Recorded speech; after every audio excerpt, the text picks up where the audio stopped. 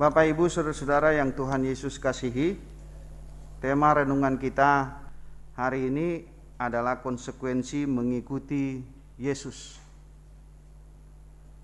Dalam kerangka berpikir Gemim pada sepanjang bulan yang berjalan ini, yaitu diperlengkapi untuk memperkokoh gereja dan bangsa. Jadi harus ada kaitan dengan itu. Konsekuensi mengikut Yesus dalam kerangka berpikir memperlengkapi untuk memperkokoh gereja dan bangsa. Kita sudah terbiasa jadi online ya. Saya harus menyapa dulu Bapak Ibu Saudara dengan sapaan khas kita. Shalom. Damai di hati. Shalom buat ibu-ibu, bapak-bapak yang ada di rumah, dan damai di hati. Jadi tidak cukup kalau cuma yang di sini disapa, Bapak. Ternyata kita ada audiens, tapi bukan bayang-bayang yang tidak nyata ya Bapak Ibu. Kalau dulu itu bayang-bayang kita pikir ini ada hantu mungkin ya. Jadi dada akang yang, tapi ini jelas, nyata, fakta. Dalam retret online, kan bersekan dengan retret online ya. Tapi sekarang ada. Setiap kami saya punya bukan lahan pelayan, saya masih aktif juga melayani di salah satu gereja Pauk Halim. Ada katekisasi dan di akhir pelajaran katekisasi kami harus mempersiapkan mereka untuk menjadi dewasa. Lalu ada retret. Saya kedapatan mengambil tema menjadi teladan. Dalam presentasi yang panjang lebar karena masih muda mereka, saya hanya lebih baik mempresentasi mereka dengan film-film. Karena bisa di-download yang di itu. Karena percuma kita terlalu banyak kata-kata kalau tidak mereka lihat secara situasional. Tapi menarik walaupun hanya Zoom Bapak Ibu, ada seorang yang bertanya kepada saya. Pertanyaannya cukup membuat saya sampai sekarang itu berpikir begitu keras. Gimana caranya orang Kristen memberitakan Injil yang tanpa resiko? Coba Bapak Ibu, ada yang bisa jawab? Orang Kristen melayani Tuhan tanpa resiko. Nah, padahal kita sekarang, kenapa saya angkat itu? Karena baru kemarin saya ingat sekali pertanyaan itu, dan begitu saya mempersiapkan ini, sama persis seperti seorang siswa katekisasi itu mempertanyakan, apa sih konsekuensi mengikut Yesus? Atau adakah ketika saya percaya pada Yesus Kristus tanpa konsekuensi, tanpa resiko?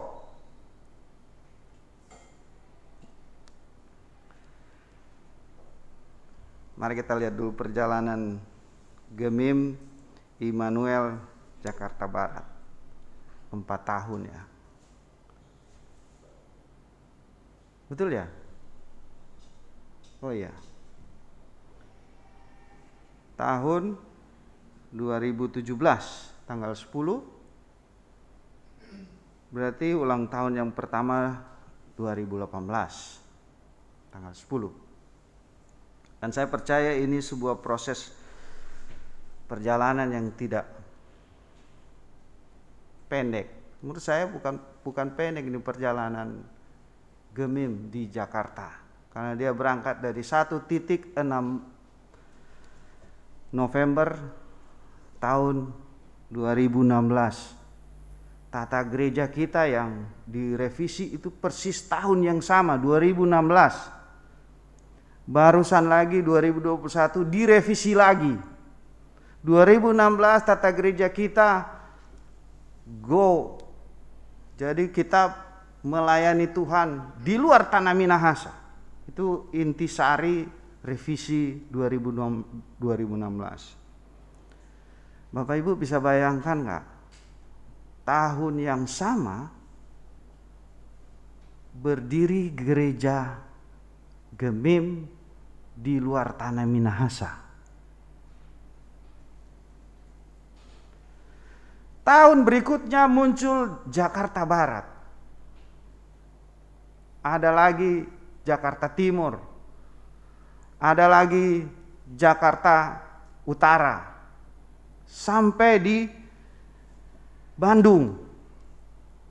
Sebuah perjalanan suka duka yang tak pernah dibayangkan. Terus terang Bapak Ibu, saya bangga sekali dulu ketika Gemim, saya menghadirkan Gemim tanpa institusi. Di mana-mana saya selalu bilang, saya Gemim. Dan saya bangga pakai stola. Bukan saya tidak bangga sekarang gitu. Akhirnya jadi semacam kebanggaan tersendiri saya ketika saya berada pada situasi di mana Gemim hadir dengan institusi yang akhirnya Bapak Ibu bayangkan kita berada pada satu persaingan tanda petik ya dengan gereja-gereja yang sudah mapan. Tapi kita sudah bisa melihat minimal suka duka yang kita bisa tangkap itu berasal dari dua sumber. Sumber dari dalam kita maupun sumber dari dalam. Sumber dari dalam ini bisa saja kita tarik dari sinode Gemim sampai dinamika yang terjadi di antara kita. Dan saya pikir itu sebuah dinamika pelayanan yang kita harus terima dengan syukur. Amin. Amin. Ini karena udah pakai masker DP aminnya tahu dapat dengar. Amin. Amin. Namun pertanyaan kita adalah apakah kita harus terpanggil di gereja masih Injil Minahasa? Atau Tuhan Yesus memanggil kita melalui Gemim? Saya pikir Bapak Ibu pelayanan kita walaupun sekarang berada di Gemim, banyak yang keluar dan eksis melayani. Sehingga pertanyaan ini dalam gumul juang kita dari tahun 2017 sampai 2021 ini, tentu sarana pelayanan wadah Gemim ini kita jadikan sebagai tanda ucapan syukur kita. Karena kalau saya bisa berdiri sekarang, Bapak Ibu berada di sini sekarang, satu di antara sebuah pembentukan adalah Gemim. Nanti jadi bersaksi saya. Saya mau masuk ke teks supaya karena tidak boleh lama-lama kalau berkhotbah sekarang katanya. Karena masa pandemi itu tidak boleh lama-lama. Pemanggilan para murid Yesus dimulai dari mana Bapak Ibu? Yang pertama ya. Mungkin agak padat, Bapak Ibu bisa melihat di teks ya. Bapak Ibu yang ada di rumah dekatkan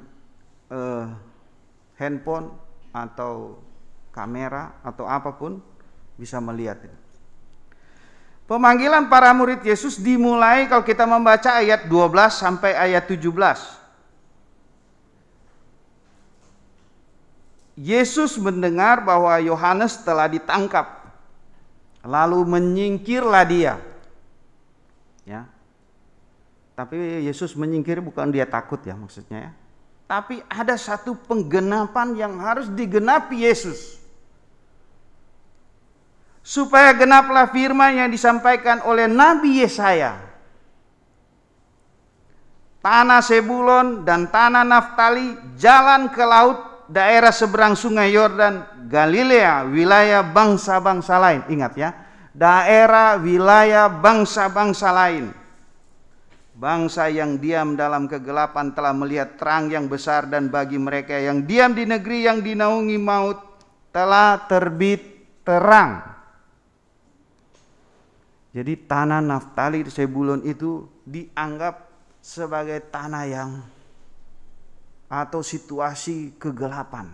Dan Bapak Ibu, kesanalah Yesus memulai pelayanan. Kenapa ke situasi yang gelap itu?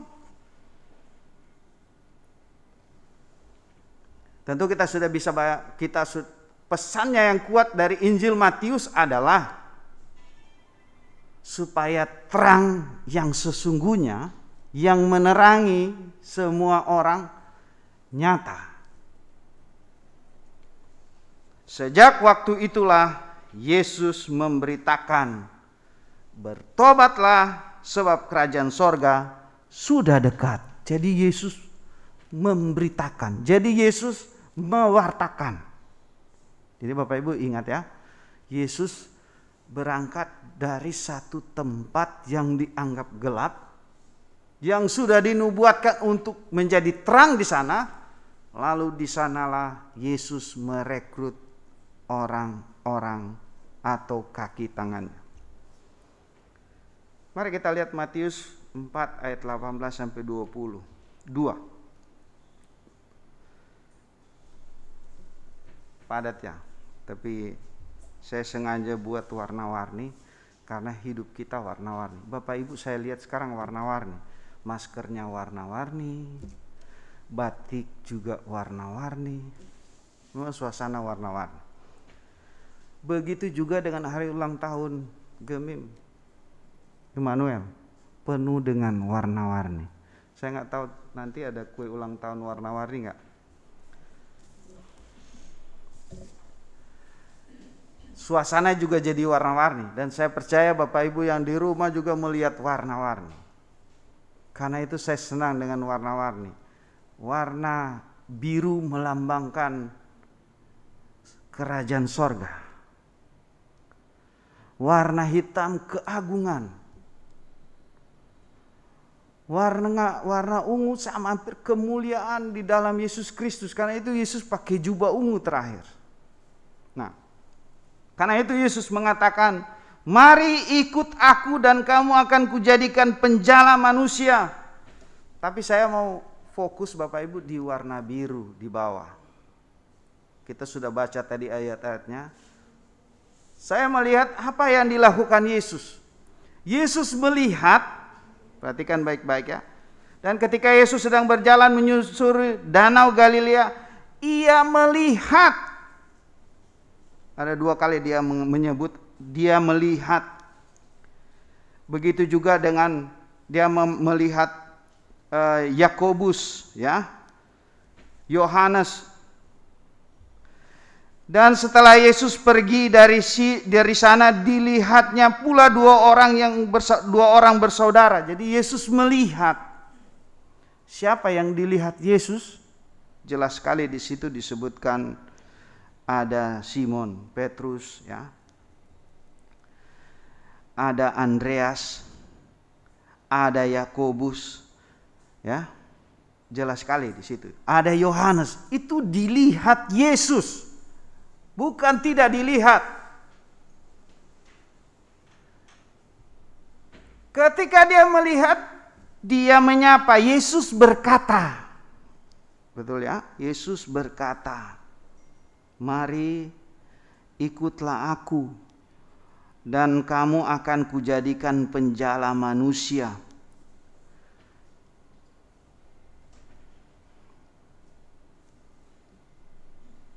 Dan Yesus memanggil. Tidak disebutkan di situ memang Yesus mengubahkan, tapi jelas latar belakang situasi kita bisa bayangkan Yesus mengubah. Apa yang diubah Yesus? Karena mungkin saya seorang tentara, tiba-tiba ada orang yang datang bilang begini, mari kita orang pergi.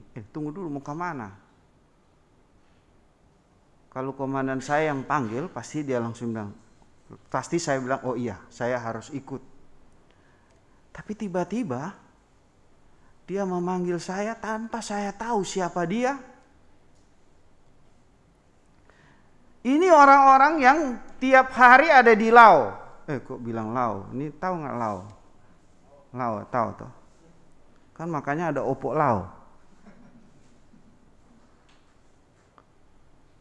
Ini hari-hari di Lao dorang semua.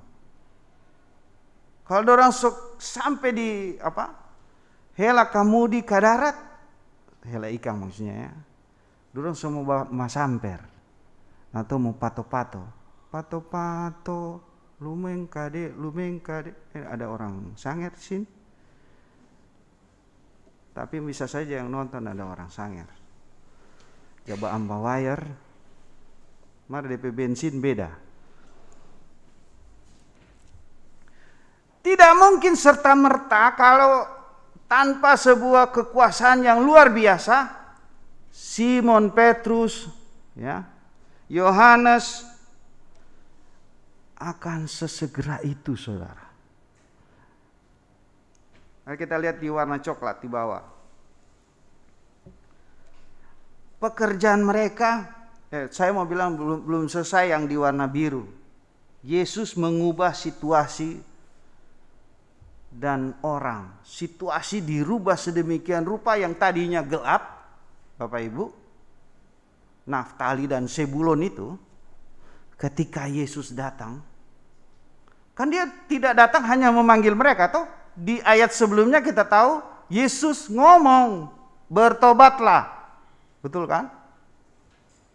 Memang tidak disebutkan ngomong ke siapa, tapi kita sudah bisa bayangkan audiensnya pasti orang-orang di sana.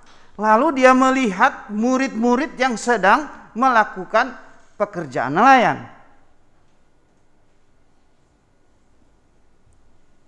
Segera mereka meninggalkan. Perhatikan baik-baik kata segeralah. Segeralah mereka meninggalkan. Apa yang mereka tinggalkan? Di teks jelas sekali disebut mereka meninggalkan jala. Tahu tuh jala? Kaki cuma dia bilang-bilang dia catat di itu nin tahu tuh jala. Tu jawab ambil kang ikan itu dah. Itu jala. Masa tahu atau kan masa mesti tahu jelas ya. Jala. Perahu. Lalu lebih sadis lagi ya, kalau mau sebut sadis ya. Begitu vulgar sekali Matius mencatat ayahnya pun ditinggalkan, orang tua. Jadi menurut saya terjadi perubahan diri dan situasi.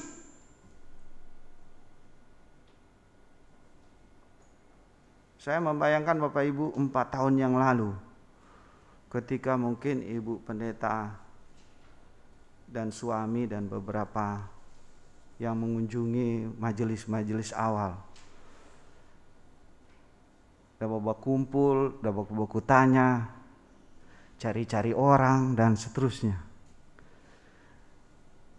Nyanak sama dengan Tuhan Yesus pelia Yohanes Simon dia lihat kumpang marjo. Iko petorang, iko pak kita. Oke.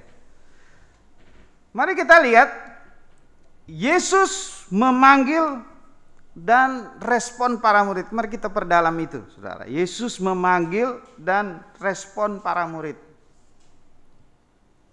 Saya mencatat ketika tindakan Yesus itu, situasi itu diubahkan, saudara.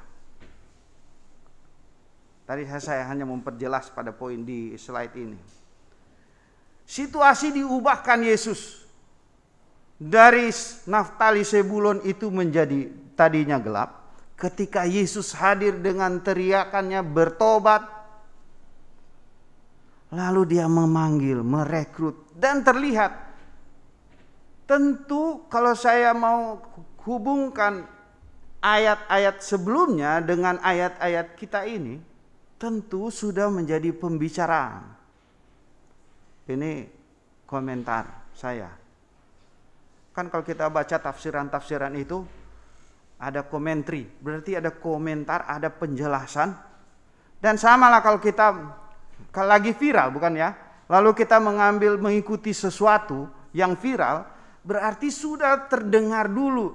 Berarti Yesus sudah membuat sesuatu yang luar biasa. Lalu ketika Yesus melihat orang-orang ini, mereka juga sudah dengar. Karena kalau kita mau tarik dari ayat sebelumnya ya. Dan Yesus sudah mengubah keadaan. Memanggil mereka. Tadi kata-kata kunci ya. Yesus berjalan di sekitaran danau, melihat. Lalu apa respon para murid? Orang-orang waktu itu. Simon Petrus, Yohanes, apa respon mereka? Rela. Bahkan disebutkan di situ segera. Menjawab dengan segera. Atau dengan kata lain, ini sudah masuk ke tafsiran. Siap menerima perubahan. Kata siap Bapak Ibu tentu sebuah proses yang memang tidak dicatat. Oh, waktu itu Yesus hari pertama ngomong-ngomong dulu, hari kedua Yesus pergi ke satu tempat, hari ketiga Yesus pergi ke situ, lalu di hari keenam Yesus berjalan menyusuri danau. Tidak disebutkan di situ memang. Dan karena mereka sudah dengar, sudah viral, mereka siap. Ketika mereka melihat Yesus, Yesus bersuara, lalu mereka dipanggil, ikutlah aku dan aku akan menjadikan engkau penjala manusia. Siap menerima perubahan, mengikuti firman-Nya. Firman sini fokus pada Yesus. Tentu tidak bisa tidak, karena ini cerita ini sebuah proses, ya. Mengikuti Yesus bukan seketika Yesus panggil itu lalu tidak ada proses lebih lanjut. Kita tahu siapa Petrus, kemudian ketika ditantang waktu Yesus mau disalib, apakah engkau bagian dari salah satu dari bagian dari Yesus? Oh enggak. Jadi berapa kali ayam berkokok? Berapa kali? Hah? Ayam berkokok 3 kali. Oh 1 ya. Yang 3 kali apa? Oh menyangkal. Soalnya kita tanya berapa kali ayam berkokok? Ada juga respon jemaat 3 kali. Padahal si Petrus menyangkal Yesus berapa kali? 3 kali. Ayamnya cuma 1 kali berkokok. Tapi nak jelas juga di situ ditulis ya.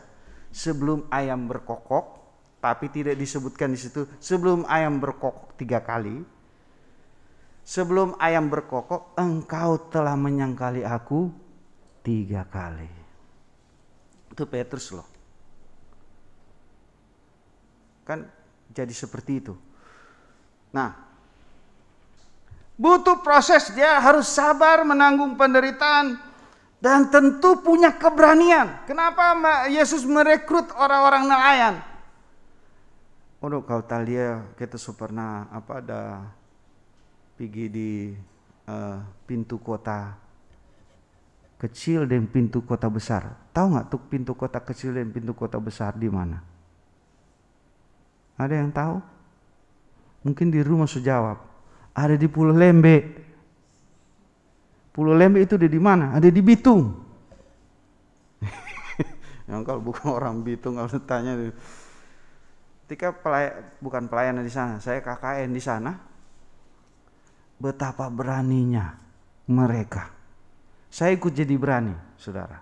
Jadi cuma jawa pangayun dan perahu kacili, 2 orang dari pintu kota besar ke pintu kota kecil langsung ke pelabuhan. Kunja buku dapat untuk ikan paus.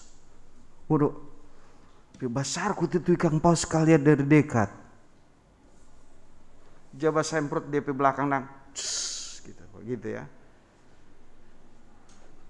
Artinya betapa beraninya, betapa tangguhnya dan kuatnya sebenarnya karakter-karakter mereka yang ada di laut. Saya mau bilang begitu.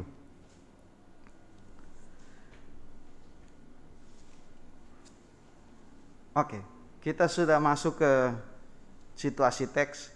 Mari kita masuk di situasi torang. Hari jadi keempat Gemim Immanuel Jakarta Barat, 10 September 2017 sampai 10 September 2021. Ini foto-foto di tata ibadah ini. Bapak Ibu bisa lihat kalau ada tata ibadah online. Silakan. Perjalanan tadi saya sudah lihat dari 2017, 2018, 2019, 2021.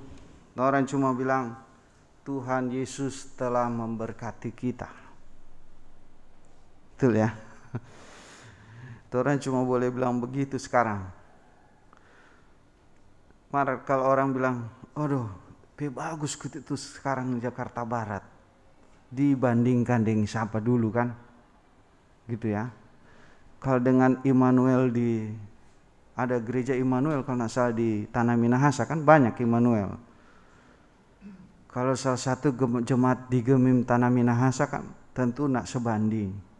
Tapi kalau dibandingkan dengan Gemim di Jabodetabek, artinya kalau kita melihat itu dalam perspektif kecilnya kita itu atau besarnya kita itu, tentu kita akan mengatakan semua yang terjadi itu tanpa campur tangan Tuhan tidak mungkin. Dan Tuhan memanggil kita. Lalu pertanyaannya dalam benak kita, apakah memang kita dipanggil Tuhan melalui Gemim Immanuel Jakarta Barat? Sekarang sedang dalam proses rekrutmen untuk menjadi pelayan khusus. Bakal calon sudah sedang dikatekisasi, ya. Bakal calon di sini tentu usia. Bakal calon itu usia ya. Masuk usia dipilih ya, pendeta. Sidi jemaat maksudnya. Sidi jemaat yang masuk usia pemilihan. Usia bisa dipilih, itu bakal calon. Tapi semua sidi jemaat itu bisa memilih. Nah, dalam proses ini Bapak Ibu Saudara sekalian, kita merenungkan tema ini dalam bacaan kita. Lalu apa yang bisa kita renungkan? Di slide berikut Bapak. Di halaman 8. Oke, mari kita lihat apa yang kita bisa jawab. Apa yang bisa kita renungkan? Menurut saya menjawab segera dan kerelaan. Kerelaan apa Bapak Ibu? Berkorban, siap menerima perubahan. Saudara tidak pernah membayangkan 2017 tidak masa pandemi. Lalu tiba-tiba 2020, 2021 kita diubahkan lagi. Lalu kita mengikuti situasi. Mungkin Bapak Ibu ada yang kena COVID. Ada saudara kita yang meninggal. Jadi memaksa kita untuk berada pada satu ruang-ruang yang tidak bisa berjumpa secara tatap muka, tetapi berjumpa secara virtual. Dan Bapak Ibu jangan berpikir, sudah selesaikah COVID hari ini? Jangan terlalu berpengharapan itu, tetapi berpengharapan kepada Yesus Kristus. Sabar, pantang menyerah. Tangguh dan berani sebagaimana yang menjadi ciri khas penjala ikan. Kalau Manado sudah di luar Jakarta tentu berani-berani. Mari jangan cuma berani bakalai atau cuma berani minum cap tikus. Atau cuma berani karena minum cap tikus. Tapi berani karena Roh Kudus. Karena beda-beda tipis sebenarnya pemahaman dikuasai Roh Kudus dan dikuasai cap tikus. Sama-sama jaboteler. Kalau orang yang dikuasai Roh Kudus itu memang betul-betul dia sudah bukan dia lagi, tetapi Kristus. Tapi kalau seorang somabo dikuasai cap tikus, memang sebetulnya bukan dia, dikuasai cap tikus, mirip-mirip. Tapi kita tinggal mau milih ya, mau pilih yang mana. Tapi saya percaya Bapak Ibu Saudara-saudara yang ada di Jemaat Gemim Immanuel tentu akan memilih dikuasai Roh Kudus. Karena itu kita pantang menyerah. Kita terus sabar mengikuti firman-Nya, tangguh dan berani. Tapi saya harus mengingatkan Bapak Ibu Saudara-saudara di slide yang ke-9. Ini saya mengingatkan saja. Dan mengingatkan saya juga bahwa tujuan pelayanan kita adalah Tuhan memanggil dan mengajak kita semua ke sorga. Jadi jangan berfokus ke dunia. Jadi Bapak Ibu jangan babakalai katanya. Di orang terpanggil bukan mau bakalai, bukan mau berantem, tapi Tuhan memanggil kita orang mau pergi di sorga tanpa sadap. Kenapa kadang-kadang di gereja malah mau babakalai? Bukan di sini ya. Itu cuma di tempat lain ada itu mau bakalai. Jadi mau ke sorga orang. Jadi ciptakan, kalau di gereja ya ciptakan itu keadaan sorga. Bukan itu keadaan mau babakalai. Salah sendiri kalau mau bakalai. Padahal Tuhan supaya orang mau basanang. Ini tujuan orang loh. Kedua, memakai kita untuk mengajak orang lain mengalami perubahan, merasakan kasih Tuhan, dan bersama Yesus. Toh, bukan mau bermusuhan. Akhirnya di jemaat so bikin blok-blok. Blok kiri, blok kanan, blok atas, blok bawah. Nggak usah. Sayang itu Bapak Ibu. Kalau saya sedang berkonflik dengan di jemaat, saya bilang, untuk apa orang mau berkonflik? Kan orang mau kerjakan bukan untuk kepentingan saya dan bukan kepentingan saudara juga. Ini kepentingan Tuhan. Harus coba kubai aja terang di sini. Kan mau pi sorga ini bukan mau pi bakalai. Kalau mau pi bakalai berarti orang sedang membentuk neraka. Kira-kira begitu. Jadi sudah coba kubaku sakit hati. Kalau so terasa tuh mulu so lewat sedikit daba sakit hati orang lain, minta maaf jo. Atau so rasa ada sakit hati, sudah jo memaafkan jo. Daripada ingat-ingat sakit hati, nggak bisa tidur. Udah rapat di sini, malah pulang di rumahnya nggak bisa tidur. Kalau di sini nyana loh. Tapi kita so rasa di sana. Jadi udah rapat, udah berdoa lebih dulu, udah menyanyi, baca Alkitab. Kok napa aduh soalnya napa tahu di dalam rapat bicara pelayanan, pulangnya nggak bisa tidur. Ya nggak usah, padahal terang mau bawa orang lain mau masuk surga. Lalu yang terpenting tujuannya orang ada dalam satu persekutuan, yaitu memelihara yang Tuhan sudah percayakan. Apa yang Tuhan sudah percayakan bagi kita? Persekutuan. Mari orang jaga baik-baik, ucapkanlah syukur. Itu kata kunci yang penting. Ucapkanlah syukur. Kenapa kita bisa mengucap syukur? Tuhan terima kasih, Tuhan saya baku dapat orang semua. Tuhan terima kasih ketika saya baku dapat dan dia, saya dilatih untuk sabar karena dia cerewet sekali. Tuhan terima kasih Tuhan karena Tuhan telah menemukan saya dengan si A, karena ternyata dia kalau rapat pipi dia semua tuh mau bersuara. Terima kasih Tuhan. Kalau orang bilang terima kasih, orangnya tidak susah. Maka kalau orang ingat tuh jelek-jelek, tambah susah orang.